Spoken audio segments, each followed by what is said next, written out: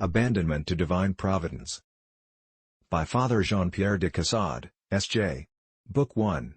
Chapter 1. Section 7 and 8, on the Attainment of Peace. And Section 8, to estimate degrees of excellence. Section 7, on the Attainment of Peace. The soul that does not attach itself solely to the will of God will find neither satisfaction nor sanctification, in any other means however excellent by which it may attempt to gain them. If that which God Himself chooses for you does not content you, from whom do you expect to obtain what you desire? If you are disgusted with the meat prepared for you by the divine will itself, what food would not be insipid to so depraved a taste? No soul can be really nourished, fortified, purified, enriched, and sanctified except in fulfilling the duties of the present moment. What more would you have? As in this you can find all good, why seek it elsewhere? Do you know better than God? As He ordains it, thus why do you desire it differently? Can His wisdom and goodness be deceived? When you find something to be in accordance with this divine wisdom and goodness, ought you not to conclude that it must needs be excellent? Do you imagine you will find peace in resisting the Almighty? Is it not, on the contrary, this resistance which we too often continue without owning it even to ourselves which is the cause of all our troubles? It is only just, therefore, that the soul that is dissatisfied with the divine action for each present moment should be punished by being unable to find happiness in anything else. If books, the example of the saints, and spiritual conversations deprive the soul of peace, if they fill the mind without satisfying it, it is a sign that one has strayed from the path of pure abandonment to the divine action, and that one is only seeking to please oneself. To be employed in this way is to prevent God from finding an entrance. All this must be got rid of because of being an obstacle to grace. But if the divine will ordains the use of these things, the soul may receive them like the rest, that is to say as the means ordained by God which it accepts simply to use, and leaves afterwards when their moment has passed for the duties of the moment that follows. There is, in fact, nothing really good that does not emanate from the ordinance of God, and nothing, however good in itself, can be better adapted for the sanctification of the soul and the attainment of peace. Section 8, to estimate degrees of excellence. The perfection of souls, and the degree of excellence to which they have attained can be gauged by their fidelity to the order established by God. The will of God gives to all things a supernatural and divine value for the soul submitting to it. The duties it imposes, and those it contains, with all the matters over which it is diffused, become holy and perfect, because, being unlimited in power, everything it touches shares its divine character.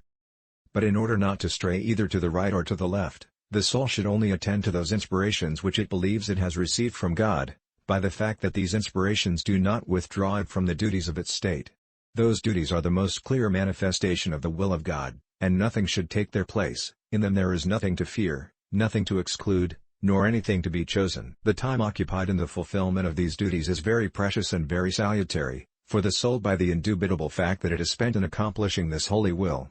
The entire virtue of all that is called holy is in its approximation to this order established by God, therefore, nothing should be rejected, nothing sought after, but everything accepted that is ordained and nothing attempted contrary to the will of God. Books and wise counsels, vocal prayer and interior affections if they are in accordance with the will of God are instructive, and all help to guide and to unify. In contemning all sensible means to this unquietism is greatly to blame, for there are souls that are intended by God to keep always to this way. Their state of life and their attraction show this clearly enough. It is vain to picture any kind of abandonment from which all personal activity is excluded. When God requires action, sanctity is to be found in activity. Besides the duties imposed on everyone by their state of life, God may require certain actions which are not included in these duties, although they may not be in any way opposed to them. An attraction and inspiration are then the signs of the divine approval. Souls conducted by God in this way will find a greater perfection in adding the things inspired to those that are commanded, taking the necessary precautions required in such cases, that the duties of their state may not clash with those things arranged by Providence. God makes saints as He pleases, but they are made always according to His plan, and in submission to His will. This submission is true and most perfect abandonment. Duties imposed by the state of life and by divine providence are common to all the saints and are what God arranges for all in general. They live hidden from the world which is so evil that they are obliged to avoid its dangers, but it is not on this account that they are saints, but only on account of their submission to the will of God.